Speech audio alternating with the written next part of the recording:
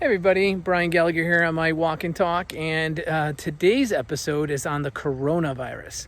I know that is all over the news, and we have been getting bombarded with practice owners calling us up, worried about their numbers dropping like a rock depending on where they are in the country, and most importantly, what to do.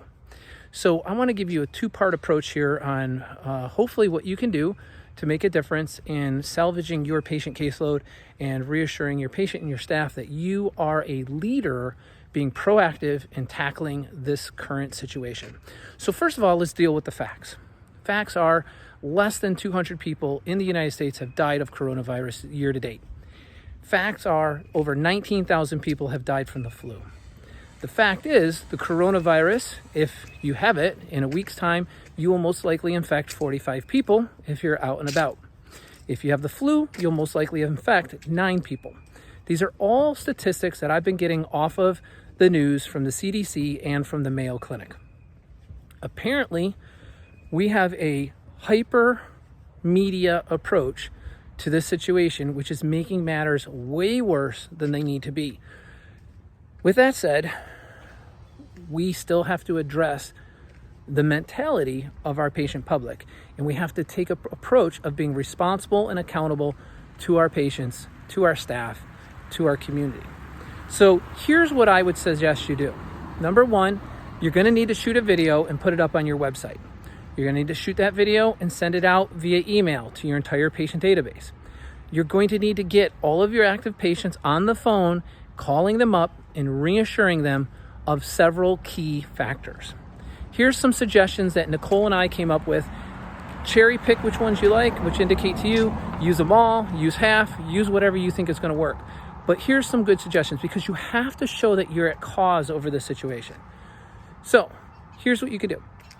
Number one, tell your patients in the email, also through the phone call, and you can jot all these down. So get a piece of paper out and jot them down. Number one, tell your patients that you will be screening all patients who are incoming into your clinic.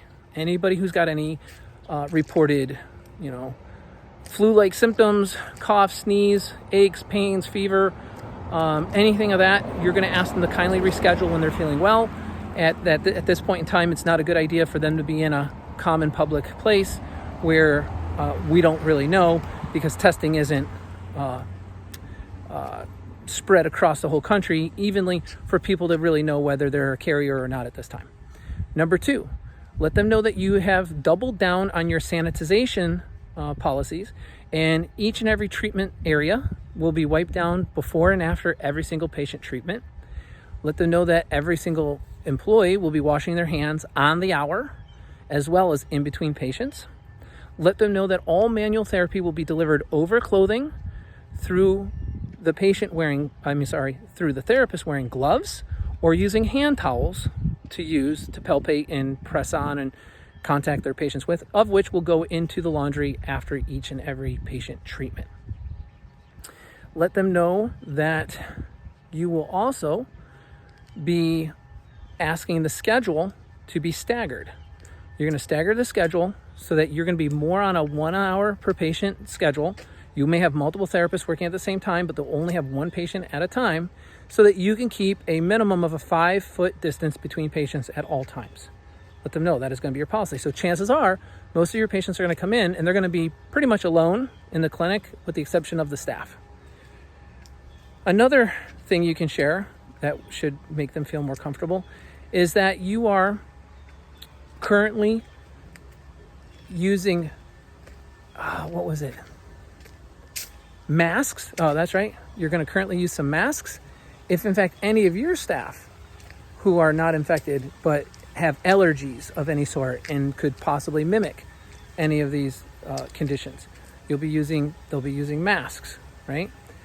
Other than that, I think you've pretty much covered it by giving them some confidence that you are responding to the current situation and you have a plan to ease their mind and greatly improve their comfort level inside your clinic. You need to use the word sterilization and disinfected clinic as often as you can through that video.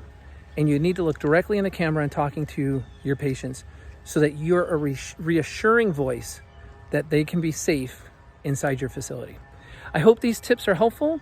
Put them in writing, put them in the email, and let them know that you're encouraging that everybody come into therapy because they're going to be getting their care in a clean, safe environment. Thanks, everybody. Anybody has any tips or suggestions, post them here in our Facebook group. We're here to help each other. Let's hear it from everyone. Let's hear how we can help each other get through this crisis so that we could get to the other end quicker.